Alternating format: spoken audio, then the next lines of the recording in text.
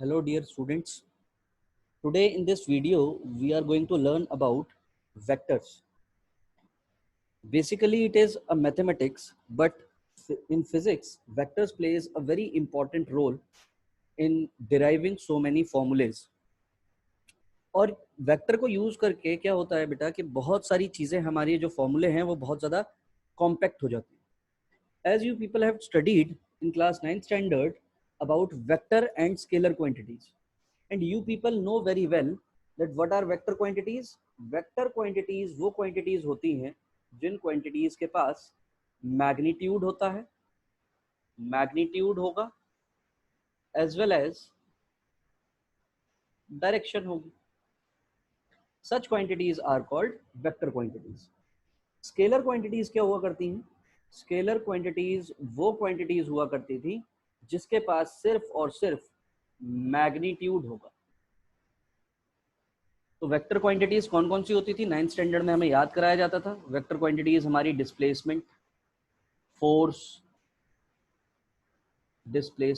Force, velocity, acceleration,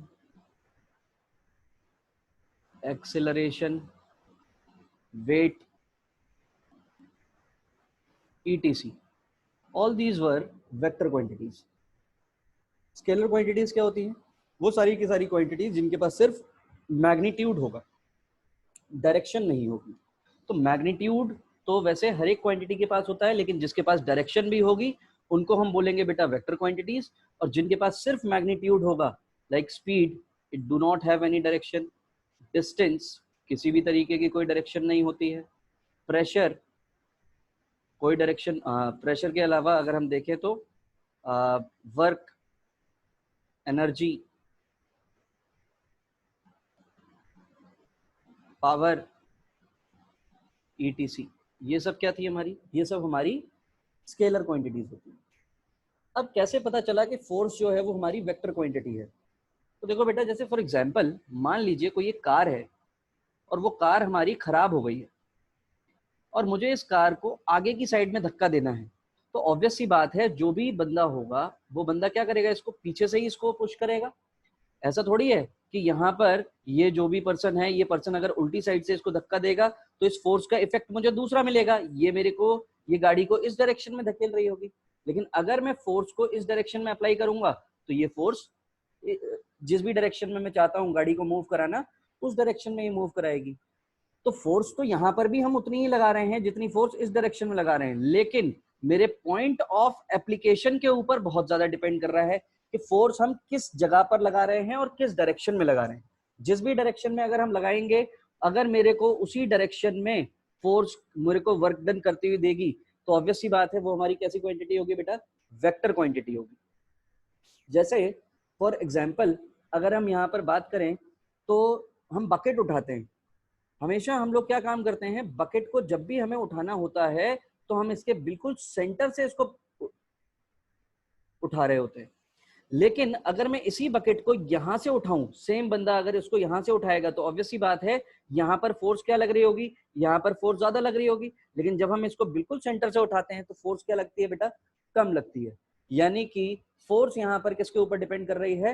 direction के ऊपर depend कर रही है. कि आप सेम बकेट है जिस बकेट को आपको उठाना है, लेकिन उसके बाद भी अगर आप सिर्फ अपने direction application, point of application को अगर आप चेंज कर रहे हैं तो ऑब्वियस सी बात है आपको यहाँ पर वही काम करने के लिए आपको यहाँ पर ज्यादा फोर्स लगानी पड़ रही है और यहाँ पर आपको कम फोर्स लगानी पड़ रही है. तो इसी तरीके की जो हमारी क्वांटिटीज होती हैं, उन्हीं क्वांटिटीज को हम वेक्टर क्वांटिटी बोलते हैं. जैसे अगर मान लीजिए डिस्प्लेसमेंट की बात है कि कोई भी अगर हमारे पास पाथ इस तरीके का है और मुझे डिस्प्लेसमेंट को अगर हम डिफाइन करें तो डिस्प्लेसमेंट क्या होता है? Shortest distance between two points. तो अगर shortest distance between two points अगर मुझे चाहिए तो उसके लिए मुझे क्या करना पड़ेगा? मुझे ए और बी दोनों को बिल्कुल स्ट्रेट लाइन से ज्वाइन करना पड़ेगा. मतलब ऑब्वियस सी बात है कि मुझे पहले से ही बी की डायरेक्शन पता होनी चाहिए, तभी मैं उसका डिस्प्लेसमेंट बता पाऊंगा. तो यहाँ पर जो हमारी डायरेक्शन है वो डायरेक्शन बिल्कुल फिक्स्ड है कि आपको किस डायरेक्शन में चीजों को मूव कराना है, तभी हमें इस पाथ की शॉर्टेस्ट डिस्टेंस पता चलेगी. और यही जो शॉर्टेस्ट डिस्टेंस होती है, इसी शॉर्टेस्ट डिस्टेंस को हम क्या बोलते हैं? इसी शॉर्टेस्ट डिस्टेंस को हम डिस्प्लेसमेंट बोला करते हैं. तो in the same way acceleration है, जब हम इसको बहुत ज्यादा एक्सेलरेट कर रहे होंगे तो ऑब्वियसली बात है वेलोसिटी में मुझे इंक्रीमेंट दिखेगा, लेकिन अगर वही मैं ब्रेक अप्लाई करके रिटार्डेशन लगाऊंगा तो यही वेलोसिटी क्या हो रही होगी, हमारी डिक्रीज हो रही होगी। तो एक्सेलरेशन भी हमारी कैसी क्वांटिटी हुई, एक्सेलरेशन भी हमारी वेक्टर क्वांटिटी हुई। तो वेक्टर क्वांटिटीज वो क्वांटिटीज होती हैं जिनके पास मैग्नीट्यूड भी होगा और डायरेक्शन भी होगी। तो वेक्टर्स क्या होते हैं, those physical quantities which require magnitude as well as direction for their complete representation. For example displacement, velocity, acceleration, force, weight, momentum. और आप 11th 12th में और इंजीनियरिंग में बहुत सारी ऐसी फिजिकल क्वांटिटीज पढ़ेंगे बेटा, जो क्वांटिटीज आपकी वेक्टर होंगी। तो आगे हम ध्यान रखेंगे कि जब भी हम 11th स्टैंडर्ड में कोई भी नई फिजिकल क्वांटिटी पढ़ें तो सबसे पहले ये जरूर जान लें कि वो क्वांटिटी हमारी स्केलर है या फिर वेक्टर है। इसका रिप्रेजेंटेशन कैसे होता है, किसी भी चीज को, वेक्टर को अगर हमें रिप्रेजेंट करना है तो हम रिप्रेजेंट कैसे करेंगे। देखो बेटा, कोई भी अगर इंस्पेक्टर होता है किसी थाने में तो उस इंस्पेक्टर के कैसे पता चलता है कि वो इंस्पेक्टर है, जब हम उसके 3 स्टार्स लगे हुए देखते हैं। इन द सेम वे अगर मुझे किसी वेक्टर को रिप्रेजेंट करना है तो वेक्टर को हम लोग रिप्रेजेंट करते हैं एरो से। और ये जो एरो है, इस एरो की जो ये टेल है, दिस इज टेल, ये जो टेल है, ये टेल मुझे क्या बताएगी, this tail will give me the magnitude. ये टेल मुझे क्या देगी, ये टेल मुझे मैग्नीट्यूड बताती है। जैसे मान लीजिए मुझे कहीं पर 10 न्यूटन की फोर्स को रिप्रेजेंट करना है, तो अगर मैंने ये लाइन ड्रॉ कर दी और मैंने बोल दिया कि ये 10 न्यूटन की लाइन खींच दी है हमने, तो ऑब्वियस सी बात है ये जो इसकी टेल है, ये टेल मुझे क्या बता रही है, ये टेल मुझे इसका मैग्नीट्यूड बता रही है। वेयर एज जो भी यहाँ पर एरो लगाएंगे, ये एरो मुझे क्या बताएगी, ये एरो मुझे डायरेक्शन बताएगा। जैसे ये 10 न्यूटन की लाइन खींची तो 10 न्यूटन की लाइन में ऐसे भी खींच सकता था, अगर फोर्स इस डायरेक्शन में लग रही है तो इसी डायरेक्शन में एरो लगाना पड़ेगा। 10 न्यूटन की लाइन हम ऐसे भी खींच सकते थे, और ऑब्वियस सी बात है अगर मैंने एरो इस डायरेक्शन में बताया तो ये जो फोर्स है वो मेरी फोर्स किस डायरेक्शन में लग रही है, डाउनवर्ड डायरेक्शन में लग रही है। मतलब ये जो भी वेक्टर है, इस वेक्टर की डायरेक्शन किस तरफ है, इस तरफ है। इस वाले वेक्टर की डायरेक्शन किस तरफ है, इस तरफ है। मैग्नीट्यूड, अगर मैं ये जो टेल बना रहे हैं, इस टेल की लेंथ अगर मैं सेम रखूंगा तो ऑब्वियस सी बात है ये सारे के सारे जो वेक्टर्स हैं, इन वेक्टर्स का आपका मैग्नीट्यूड तो सेम रहेगा, लेकिन इन वेक्टर्स की क्या चीज चेंज हो गई, डायरेक्शन चेंज हो गई। और वो डायरेक्शन हमें किससे पता चली, वो डायरेक्शन हमें हेड से पता चली। तो length of this line will give us the magnitude, whereas arrowhead will give us the direction of a vector. The starting point of a arrow line, जो भी आपका स्टार्टिंग पॉइंट होगा इसको हम टेल बोलते हैं, और जो भी इसकी टिप होगी, इस एरो की ये जो टिप है, इस एरो की टिप को हम हेड बोला करते हैं, हेड ऑफ अ वेक्टर बोलते हैं। तो जहां कहीं पर भी, अब मान लीजिए मुझे रिप्रेजेंट करना है 10 मीटर पर सेकंड स्क्वायर का एक्सेलरेशन, और जो एक्सेलरेशन है वो सपोज इस डायरेक्शन में लग रहा है, तो ये मैंने एक लाइन जो ड्रॉ की है और मैंने अगर यहाँ पर 10 मीटर पर सेकंड स्क्वायर लिख दिया, तो दिस शोज कि इस लाइन की जो लेंथ है वो लेंथ मुझे रिप्रेजेंट करेगी कि इसका जो मैग्नीट्यूड है वो 10 मीटर पर सेकंड स्क्वायर है। और ये जो एरो है, this arrow will give me the direction कि ये एक्सेलरेशन मेरा किस डायरेक्शन में लग रहा है। वेक्टर्स जो होते हैं वो 2 कैटेगरी में डिवाइडेड होते हैं बेटा, एक होता है पोलर वेक्टर और दूसरा होता है अपना एक्सियल वेक्टर। पोलर वेक्टर वो वेक्टर होते हैं जिनके पास स्टार्टिंग पॉइंट होगा और वो उसी डायरेक्शन के अलोंग लग रहे होंगे जिस डायरेक्शन में मोशन हो रहा होगा। जैसे अगर मान लीजिए ये मेरी कार है, इस कार की अगर मैं वेलोसिटी इस डायरेक्शन में शो कर रहा हूं, तो ऑब्वियस सी बात है इस velocity initially it is at rest, या जिस भी डायरेक्शन, अगर ये रेस्ट पर है तो इसका एक स्टार्टिंग पॉइंट भी है, और बाद में अगर इसकी वेलोसिटी यहाँ पर चेंज हो रही है, ये v वेलोसिटी हो रही है, तो ऑब्वियस सी बात है यहाँ पर हमें क्या देखने को मिल रहा है, यहाँ पर एक पर्टिकुलर डायरेक्शन के अलोंग हमें वो वेक्टर लगता हुआ दिखाई दे रहा है कि हर जगह पर अगर हम वेलोसिटी इसकी रिप्रेजेंट कर रहे हैं तो वेलोसिटी हम इसी डायरेक्शन में रिप्रेजेंट कर रहे हैं जिस डायरेक्शन में बॉडी का मोशन है।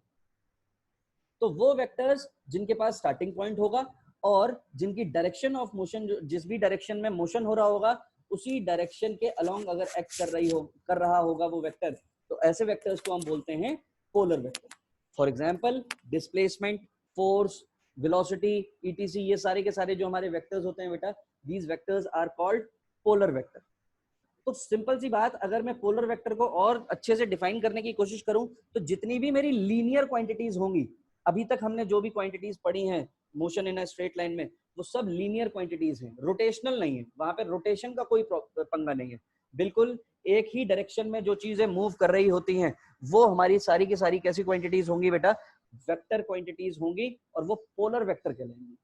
एक्सियल वेक्टर क्या होंगे? जो रोटेशनल इफेक्ट शो करेंगे, जैसे कि जो हमारा फैन घूम रहा है बेटा, तो it is showing the rotational effect. और अगर यहाँ पर रोटेशनल इफेक्ट है और किसी एक पर्टिकुलर एक्सेस, जो पंखे की एक रॉड है, उस रॉड के अलोंग ही ये पूरा पंखा घूम रहा है बेटा, तो जो भी हमारी वो रॉड है, that rod is the axis of that fan, और उसी एक्सेस के अलोंग जो भी वेक्टर्स लग रहे होते हैं उसी को हम क्या बोलते हैं? एक्सियल वेक्टर बोलते हैं। मतलब वो रोटेशनल इफेक्ट भी शो करें और उसी एक्सेस के अलोंग लगे। सिंपल सी बात, आपने लट्टू घुमाते हुए देखा होगा लोगों को, तो जब कभी भी हम लट्टू घुमाते हैं तो वो एक पर्टिकुलर एक टिप के अलोंग वो मूव करता है बेटा, that is the axis of that लट्टू। तो सिंपल सी बात, वो अगर चीज घूम रही है तो जो घूमते हुए जो भी क्वांटिटीज लग रही हैं, जैसे कि वहां पर वेलोसिटी ना होकर के अब एंगुलर वेलोसिटी, क्योंकि वो एक पर्टिकुलर रोटेशनल मोशन होगा, तो वो सारी की सारी जो क्वांटिटीज होंगी वो हमारी एंगुलर क्वांटिटीज होंगी। एंगुलर एक्सेलरेशन, टॉर्क, ये सारी की सारी जो क्वांटिटीज हैं, these quantities are axial vectors. इनको हम क्या बोलेंगे? एक्सियल वेक्टर्स बोलेंगे। तो जो बिल्कुल स्ट्रेट डायरेक्शन में ट्रेवल कर रहे होंगे वो सारे के सारे पोलर वेक्टर स्ट्रेट डायरेक्शन में लग रहे होंगे, दोज आर पोलर वेक्टर्स। और जो रोटेशनल इफेक्ट शो करते हैं बेटा, उनको हम बोलते हैं एक्सियल वेक्टर्स। तो ये दो तरीके के वेक्टर्स हमारे डिफाइन हो गए। इन्हीं वेक्टर्स पर अगर हम बात करें तो इसका इंपॉर्टेंस क्या है, मैंने स्टार्टिंग में ही बताया आपको कि बहुत सारे फिजिक्स के लॉज हैं, वो हम वेक्टर्स की हेल्प से बहुत ही कॉम्पैक्ट फॉर्म में हम इनको रिप्रेजेंट कर सकते हैं। वो जैसे जैसे हम 11th और 12th स्टैंडर्ड की पढ़ाई करेंगे बेटा, तो बहुत सारे फॉर्मूले ऐसे होंगे जिनको हम वेक्टर फॉर्म में रिप्रेजेंट करेंगे, and you will come to know कि वेक्टर्स की वजह से वो फॉर्मूले बहुत ज्यादा कॉम्पैक्ट हो जाएंगे। एक इंपॉर्टेंस तो मुझे सीधे सीधे समझ में आ रही है कि अगर मैंने किसी भी क्वांटिटी को वेक्टर फॉर्म में अगर मैंने उसको रिप्रेजेंट किया तो वो मुझे मैग्नीट्यूड भी बताएगी और मुझे डायरेक्शन भी बताएगी। That will see in this video. आगे चल के हम इस वीडियो में वही चीज देखेंगे कि किस तरीके से कोई भी वेक्टर मुझे डायरेक्शन भी बताएगी और मैग्नीट्यूड भी बताएगी। वेक्टर फॉर्म में रिप्रेजेंट करने से क्या होगा, वहां पर रोटेशनल और ट्रांसलेशनल, ट्रांसलेशनल मतलब लीनियर कोऑर्डिनेट्स के साथ वो फिजिकल क्वांटिटी क्या नहीं होगी? चेंज नहीं होगी। चाहे भले ही आप लीनियर कोऑर्डिनेट एक्सिस में देखें, चाहे रोटेशनल कोऑर्डिनेट एक्सिस में देखेंगे, वहां पर दोनों ही जगह पर आपके लॉज जो हैं फिजिक्स के, वो फिजिक्स के लॉज चेंज नहीं होंगे। तो इंपॉर्टेंस में आप फिलहाल यही ध्यान रखिए कि जो भी वेक्टर क्वांटिटीज हैं, अगर आपने उसको वेक्टर फॉर्म में रिप्रेजेंट कर दिया बेटा, तो वो आपको मैग्नीट्यूड भी बताएगी और वो आपको डायरेक्शन भी बताएगी, दोनों चीजें आपको एक्सप्रेस कर रही होगी। अब यहीं पर जो सबसे पहला जो वेक्टर आता है, जहां पर हम किसी भी चीज को वेक्टर फॉर्म में रिप्रेजेंट करना सीखेंगे बेटा, तो वेक्टर क्या है? तो उसमें सबसे इंपॉर्टेंट चीज है कि किसी भी पोजीशन वेक्टर को आप कैसे रिप्रेजेंट करेंगे। मतलब मान लीजिए ये कोई एक पर्टिकुलर पॉइंट P है बेटा, और ये जो पर्टिकुलर पॉइंट P है ये मुझे वेक्टर फॉर्म में लिखना है। तो ये क्या है? एक फिक्स्ड वेक्टर है विच लोकेट्स अ पॉइंट। मतलब ये मुझे क्या बताएगा? पॉइंट बताएगा। किसके रेफरेंस में? किसी एक पर्टिकुलर पॉइंट के रेफरेंस में। और वो पॉइंट क्या है यहाँ पर हमारा? वो पॉइंट हमारा ओरिजिन है। मतलब यहाँ पर हमने उसको क्या माना है? ओरिजिन के रेफरेंस में माना है। अभी तक आपने जो एक्सिस पढ़ी है बेटा, वो एक्स वाई जेड एक्सिस पढ़ी है। अब हम इन्हीं एक्सिस को एक्स वाई जेड ना पढ़ करके हम इनको आई जे के एक्सिस पढ़ेंगे। वेक्टर्स के फॉर्म में हम इनको आई कैप, कैप लगाएंगे। कैप होता है यूनिट वेक्टर। ये भी हम अभी आगे देखेंगे बेटा कि इस कैप का क्या मतलब है, लेकिन ये चीज अभी से हम कैप बाद में समझेंगे। पहले हम ये देख लें कि वेक्टर हमें किस तरीके से डायरेक्शन और मैग्नीट्यूड दोनों चीजें बताता है। तो मान लो ये पॉइंट है, पर्टिकुलर पॉइंट है पी। इस पर्टिकुलर पॉइंट पी के मुझे कोऑर्डिनेट्स दे दिए, जैसे x axis, y axis, z axis के कोऑर्डिनेट। तो दिस इज, ये जो आई कैप होता है ये बेसिकली हमारी एक्स एक्सिस होती है। ये जो जे होता है दिस इज बेसिकली हमारी वाई एक्सिस होती है, और ये जो के होता है ये हमारी बेसिकली जेड एक्सिस होती है। तो यहाँ पर जो भी मुझे पॉइंट दिया गया बेटा, वो पॉइंट मुझे सपोज एक्स वाई जेड दिया गया। ये जो पी पॉइंट है, ये P point x y z z coordinate पे रखा हुआ है। तो ये क्या है हमारा? ये हमारा ओरिजिन है। अब अगर मुझे कोऑर्डिनेट्स दे दिए गए हैं इनिशियल, इसके रिस्पेक्ट में इस पॉइंट की पोजीशन, क्योंकि हम किसी भी पॉइंट की जो पोजीशन देखते हैं वो हमेशा ओरिजिन से देखा करते हैं। आपको जब कभी भी किसी भी पॉइंट को वेक्टर फॉर्म में रिप्रेजेंट करना होगा तो आप हमेशा क्या करेंगे? Final minus initial. देखो अब यहाँ पे रिप्रेजेंटेशन कैसे होगा? Final is x, initial is 0, x minus 0।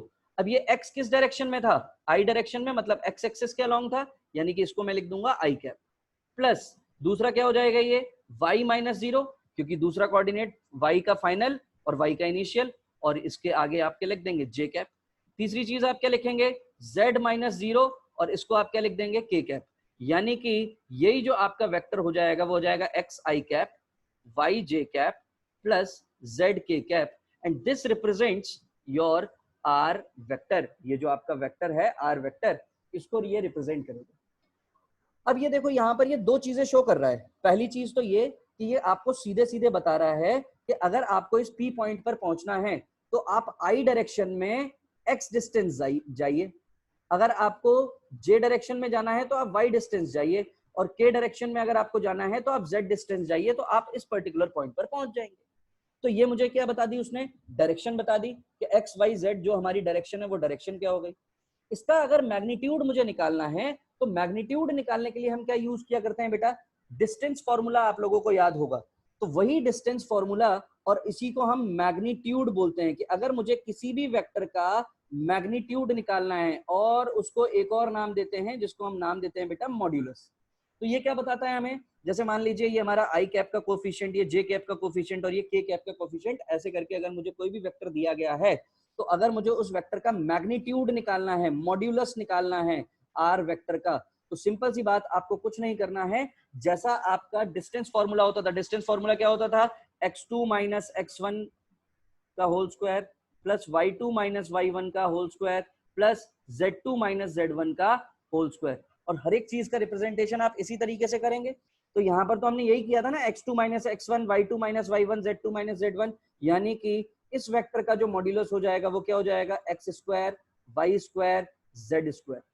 तो मैं क्या कह सकता हूं, मैं सीधे सीधे ये कह सकता हूं कि अगर मुझे किसी भी वेक्टर का मॉड्यूलस चाहिए तो मॉड्यूलस के लिए मेरा फॉर्मूला क्या हो जाएगा, modulus of r vector, this will be equal to under root of coefficient of i cap का square plus coefficient of j cap का square plus coefficient of k cap का स्क्वायर। आप सीधे सीधे इनके दिए गए कोफिशिएंट का अगर आप स्क्वायर कर देंगे तो यही चीज आपको क्या बता देगा, मैग्नीट्यूड बता देगा। अगर यही दो पॉइंट मुझे कुछ इस तरह से दिया जाए कि एक वेक्टर मुझे कुछ ये ऐसा रिप्रेजेंटेशन किया गया और मुझे यहाँ पर भी एक कोऑर्डिनेट दे दिया x1 y1 z1 और यहाँ पर भी मुझे दे दिया x2 y2 z2, तो अब इसको वेक्टर फॉर्म में आप कैसे लिख पाएंगे, बहुत समझदार हैं आप लोग। तो सीधे सीधे आप क्या लिख रहे होंगे, इसको x2 minus x1 i cap plus y2 minus y1 j cap plus z2 minus z1 k cap. मतलब ये आप क्या कर रहे हैं, ये आप बेसिकली एक कोऑर्डिनेट सिस्टम को आप वेक्टर फॉर्म में रिप्रेजेंट कर रहे हैं। बस ध्यान ये रखना है कि यहाँ पर जो हमारे नॉर्मल कोऑर्डिनेट एक्सिस जो एक्स वाई जेड हुआ करती थी वो अब एक्स वाई जेड ना हो करके आई कैप जे कैप के कैप हमारी एक्सेस हुआ करेंगे और उसी के अकॉर्डिंग हम रिप्रेजेंटेशन करेंगे। और इसी का अगर मॉड्यूलस निकालना है तो देखो इसका कोफिशिएंट क्या है, यही है इसका कोफिशिएंट, इसका स्क्वायर प्लस इसका स्क्वायर प्लस इसका स्क्वायर, इसका अंडर रूट ले लेंगे अगर हम, तो ऑब्वियस सी बात है वो मुझे क्या बता देगा, मॉड्यूलस बता देगा। तो पोजीशन वेक्टर क्या है कि हमें एक पर्टिकुलर पॉइंट दिया गया होगा और वो पॉइंट को अगर मैं ओरिजिन के रिस्पेक्ट में अगर मैं चेक करूंगा तो मुझे उसका वेक्टर फॉर्म जो भी मिलेगी वो मुझे वेक्टर फॉर्म कुछ इस तरीके से मिलेगी। मतलब अब हम वेक्टर फॉर्म जब भी लिखेंगे तो वो आई कैप जे कैप के कैप के फॉर्म में लिखेंगे, वही मुझे वेक्टर फॉर्म मिल जाएगी। और ये अगर मुझे एक बार ये वेक्टर फॉर्म मिल गई तो ये मुझे क्या बता देगा, ये मुझे बता देगा कि आपको आई कैप की डायरेक्शन में कितना जाना है एक्स, जे कैप की डायरेक्शन में कितना जाना है वाई, के कैप की डायरेक्शन में कितना जाना है आपको, के कैप की डायरेक्शन में आपको जेड डिस्टेंस ट्रेवल करना है। तो ये आपका वेक्टर का रिप्रेजेंटेशन हो गया। इसका अगर आपको मॉड्यूलस निकालना है तो मॉड्यूलस निकालने का बेटा सीधा सीधा हमारे पास फॉर्मूला है, जैसा हमारा डिस्टेंस फॉर्मूला हुआ करता था वही डिस्टेंस फॉर्मूले के अकॉर्डिंग ही हम x2 minus x1, y2 minus y1, z2 minus z1 इस तरीके के एक्सप्रेशन हमें देखने को मिलेंगे। तो हमने इसका एक बेसिक फॉर्मूला बना लिया कि अगर मुझे किसी का भी मॉड्यूलस निकालना है किसी भी वेक्टर का तो जो भी आई कैप का कोफिशिएंट होगा उसका स्क्वायर कीजिए, जो भी मेरे जे कैप का कोफिशिएंट है उसका स्क्वायर कीजिए, जो भी मेरे के कैप का कोफिशिएंट है उसका स्क्वायर कीजिए, तो आप मॉड्यूलस ऑफ अ वेक्टर भी निकाल सकते हैं। तो ये बात थी हमारे किसकी, पोजीशन वेक्टर की। अगर हम यहीं पर बात करें बेटा, अगर मुझे डिस्प्लेसमेंट वेक्टर की बात करनी है, और डिस्प्लेसमेंट वेक्टर क्या होगा, डिस्प्लेसमेंट वेक्टर वो वेक्टर होगा जो क्या डिफाइन करेगा, इट विल डिफाइन कि भैया पहले कोई पार्टिकल एक पर्टिकुलर पॉइंट ए पर था या पी पर, मान लो इसको पी पर था और बाद में ट्रेवल करके क्यू पर पहुंच गया।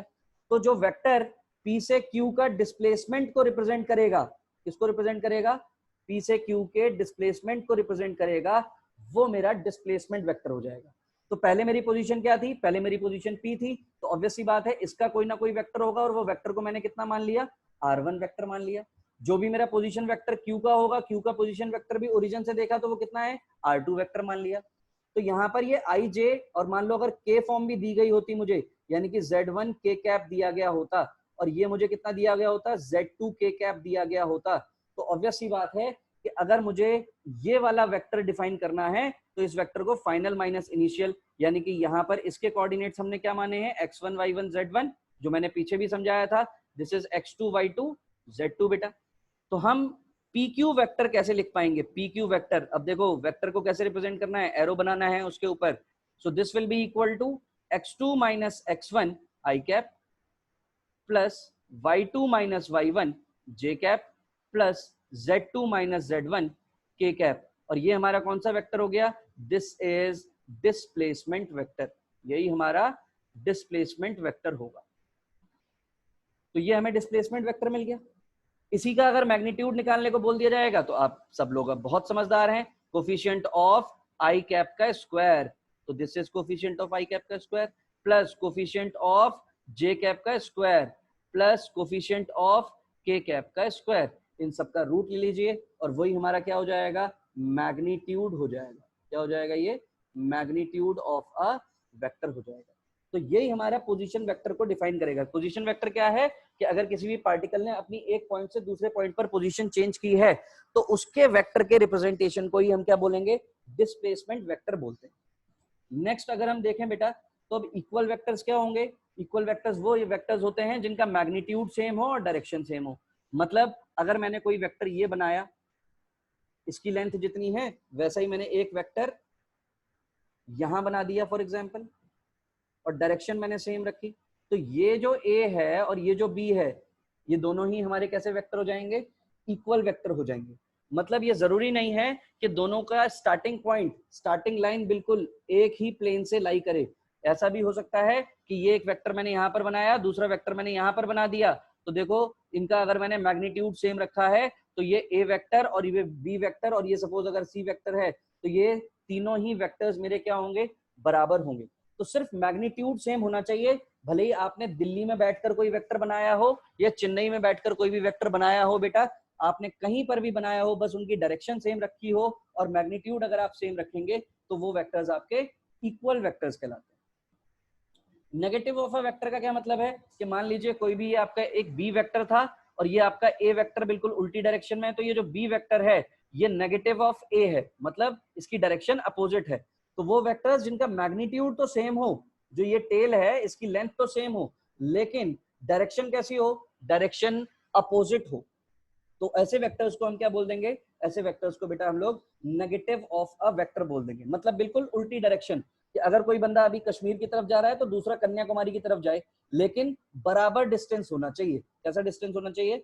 इक्वल डिस्टेंस होना चाहिए, इक्वल मैग्नीट्यूड होना चाहिए। तो ऐसे वेक्टर्स को हम क्या बोलेंगे? नेगेटिव ऑफ अ वेक्टर बोलेंगे।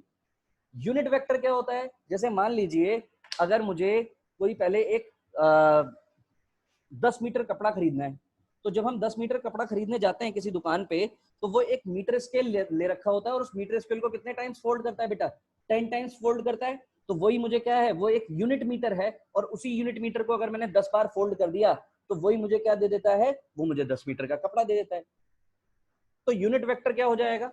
अब देखो कोई भी वेक्टर को अब लिखने का तरीका, कोई भी वेक्टर को लिखने का तरीका अब ये होगा एक्स आई कैप, वाई जे कैप और जेड के कैप। तो इस वेक्टर का कुछ ना कुछ मैग्नीट्यूड होगा, और मैग्नीट्यूड कितना होगा इसका? Under root of x square plus y square plus z square, यही इसका मैग्नीट्यूड होगा। यूनिट वेक्टर चाहिए मुझे। यूनिट वेक्टर क्या होगा? जिसका मैग्नीट्यूड होना चाहिए यूनिट, और किस डायरेक्शन में ड्रॉ होना चाहिए? गिवन वेक्टर की डायरेक्शन में ड्रॉ करना चाहिए। तो इसी को यूनिट वेक्टर को ही हम लोग आर कैप से रिप्रेजेंट किया करते हैं बेटा। और यही जो आर कैप होता है, this will be r vector, उसी की डायरेक्शन में, और यूनिट मैग्नीट्यूड होना चाहिए। मतलब आप इसको इसी के मैग्नीट्यूड से आप डिवाइड कर दीजिए, वही क्या हो गया? आपका यूनिट वेक्टर हो गया। जैसे अगर मान लीजिए 5 पेन की कॉस्ट 50 रुपए है, और मैंने आपसे बोला एक पेन की कॉस्ट निकालो, यूनिट पेन की कॉस्ट निकालो, तो आप क्या करेंगे, 1 पेन इज इक्वल टू 50 रुपए डिवाइड बाई 5, यानी कि कितना आ जाएगा, 10 रुपीज आ जाएगा। तो ये 10 रुपीज जो आया ये क्या है, आपके यूनिट पेन की कॉस्ट। ऐसे यूनिट वेक्टर अगर आपको निकालना है तो जो भी आपका वेक्टर है, गिवन वेक्टर है, उसको उसके मैग्नीट्यूड से आप डिवाइड कर दीजिए, तो वही आपका क्या हो जाएगा, यूनिट वेक्टर हो जाएगा। ये एक स्पेशल टाइप का वेक्टर है, तो ऑब्वियस सी बात है इसको रिप्रेजेंट हम कैसे कर रहे होते हैं, इसको रिप्रेजेंट हम लोग कैप से कर रहे होते हैं। बाकी जो भी हमारे वेक्टर्स होते हैं, जो नॉर्मल वेक्टर्स होते हैं, उनके ऊपर हम लोग एरो बना रहे होते हैं। कोलिनियर वेक्टर्स क्या होते हैं, कोलिनियर वेक्टर्स वो होते हैं जो या तो उसी की डायरेक्शन में एक्ट करें या फिर उसके अपोजिट डायरेक्शन में एक्ट करें, लेकिन वो पैरेलल होने चाहिए। मतलब ये वेक्टर है, ये दूसरा वेक्टर है, ये तीसरा वेक्टर, ये चौथा वेक्टर, ये पांचवा वेक्टर, ये सब पैरेलल वेक्टर्स हैं। यहाँ पर अब मैग्नीट्यूड की बात नहीं, किसकी बात नहीं है, मैग्नीट्यूड की। लेकिन ये सारे के सारे वेक्टर्स कैसे होने चाहिए, पैरेलल होने चाहिए, सेम लाइन के अलोंग एक्ट करने चाहिए। तो ऐसे वेक्टर्स को हम क्या बोलते हैं, कोलिनियर वेक्टर्स बोलते हैं। या तो पैरेलल लाइन के अलोंग होने चाहिए या फिर सेम लाइन के अलोंग एक्ट करने चाहिए। तो ऐसे वेक्टर्स को हम क्या बोल देंगे, कोलिनियर वेक्टर बोलेंगे। यहाँ हमें मैग्नीट्यूड भी नहीं देखनी है और डायरेक्शन या तो सेम होगी या फिर जस्ट अपोजिट डायरेक्शन होगी बेटा। तो ऐसे वेक्टर्स को हम बोलते हैं कोलिनियर वेक्टर्स। कोप्लेनर वेक्टर्स क्या होंगे, कोप्लेनर मतलब प्लेन, और प्लेन जो होते हैं वो प्लेन कितने हुआ करते हैं बेटा, देखो ये एक्स वाई प्लेन है, ये आपका वाई जेड प्लेन है, ये आपका वाई जेड प्लेन, ये एक्स वाई प्लेन, और ये आपका जेड एक्स प्लेन। तो जो भी वेक्टर्स एक सिंगल प्लेन में लाई कर रहे होंगे, जैसे अभी जो भी आप ये वीडियो देख रहे हैं, इस वीडियो की जो स्क्रीन आ रही है, और इस स्क्रीन के ऊपर आप कोई भी वेक्टर अगर ड्रॉ करेंगे, ये अगर आपने वेक्टर्स ड्रॉ किए हैं, ये सारे के सारे कैसे वेक्टर्स हैं, all these are coplanar vector because all these vectors are lying in the same plane। और वो प्लेन क्या है, जिस भी प्लेन में आपके मोबाइल की स्क्रीन रखी हुई है उसी प्लेन में आपने ये वेक्टर्स बनाए हैं। तो ये सारे के सारे वेक्टर्स कैसे हो गए बेटा, all these are coplanar vectors। Coinitial vectors क्या होंगे, कोइनिशियल वेक्टर्स वो वेक्टर्स होते हैं जिनका स्टार्टिंग पॉइंट क्या होगा, बिल्कुल सेम होगा। कहने का मतलब ये कि अगर मान लीजिए हम अभी स्कूल में पढ़ाई कर रहे होते बेटा, तो स्कूल में पढ़ाई करते हुए जब छुट्टी होती है तो सबका स्टार्टिंग पॉइंट सेम होता है कि सब स्कूल के गेट से बाहर निकलते हैं और सब अपने अपने घरों की तरफ जाते हैं। तो वो सबके सब वेक्टर्स कैसे हो जाएंगे, एक एग्जाम्पल हो गया कि वो हमारे को इनिशियल वेक्टर्स हैं, उन सबका स्टार्टिंग पॉइंट सेम है। को टर्मिनस वेक्टर क्या हो गया, कि जब भैया सुबह को स्कूल जब होता है तो सब लोग अपने घरों से वापस आते हैं और सबके सब कहाँ मिल रहे होते हैं, एक स्कूल पर आकर मिल रहे होते हैं। तो these kind of vectors are called as coterminous vectors. So these are the few vectors जिनके बारे में बेटा हमें जानना जरूरी था। और today in this lecture the most important point was कि आज हमें एक वेक्टर को रिप्रेजेंट करना समझ में आया, एक वेक्टर को लिखना समझ में आया, और एक वेक्टर किस तरीके से मुझे डायरेक्शन और मैग्नीट्यूड दोनों चीजें बताता है वो बातें मुझे समझ में आई। कितने तरीके के वेक्टर्स होते हैं वो चीजें मुझे समझ में आई। इसी चीज को हम लोग नेक्स्ट वीडियो में भी आगे वेक्टर्स पर ही हमारा डिस्कशन होगा, और उसके बाद फिर आपको पता चलेगा कि किसी भी फिजिकल क्वांटिटी के बारे में ये जानना क्यों जरूरी है कि वो क्वांटिटी आपकी स्केलर क्वांटिटी है या फिर आपकी वो वेक्टर क्वांटिटी है। So that will see in the next video. Thank you so much for today. God bless you all.